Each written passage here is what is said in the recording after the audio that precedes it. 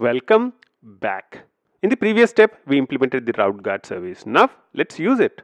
Using the route guard service is actually very easy. All that you need to do is go to the routing module and add an attribute called can activate. So, what all places do you want to add this? So, over here, can activate and say colon this.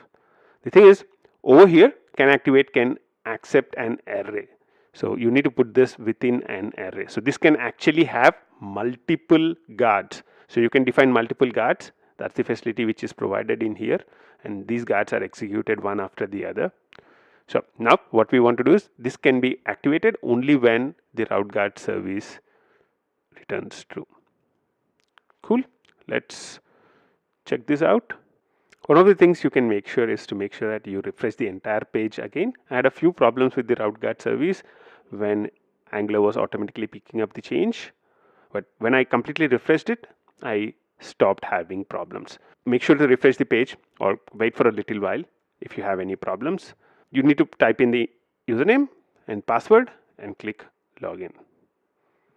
Now we are logged in, so we'd be able to go to to-dos, right? Localhost 4200 to-dos, that works.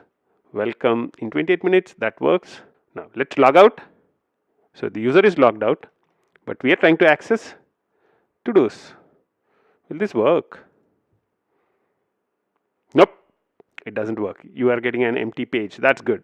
So your route guard is in action. If you have any problems with the route guard, what I would recommend you to do is to try and print something. So try and log something into your console and see if it's getting called or not. So just before this, just put a console log and check whether your route guard service is getting fired at all. If it's not, then check whether you have properly added it in the specific route. So when I say to-dos, it's showing an empty page. It's not really taking me to the login page. Ideally, when I type in a invalid URL or something, I would really love it if the application automatically takes me back to the login page, right? Then I can go and enter the login details and again check if everything is fine. So let's do that right now. The route guard service, we said if this.hardcoded authentication service user logged in, return true, else we are returning false. Before we returning false, what I would need to do is I would want to route the user to the login page. How can I do that? Think about it. How can I do that? The way I can do that is by injecting another parameter. What do we need? We need the router, right? So public, or actually private router.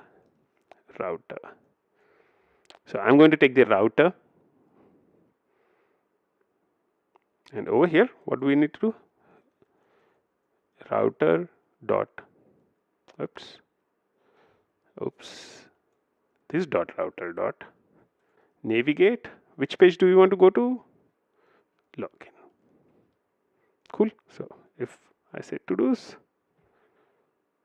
I'm not logged in, so I'm sent back to the login page. Dummy login. Yep. Now I can go and look at my to-dos. In this specific step, we took the route guard service which was implemented in the previous step and we tied it up with the menu items. And now we see that we have a cool looking app. We see that log out, log in, and everything works fine. We are able to click the links in the menu. We are able to log out, and once you are logged out, you would see that the welcome screen does not work anymore. It will take you to the login page. The same is the case with the to-dos screen. This is a nice application that we have built over the last few steps, and this is the first time this looks like a real world application. Might not be really perfect yet, but it's there. It's a lot of stuff is hard coded, I know that, but still you deserve a pat on your back. So time to celebrate. Go have a party and come back, and I'll see you in the next step. Until then, bye bye.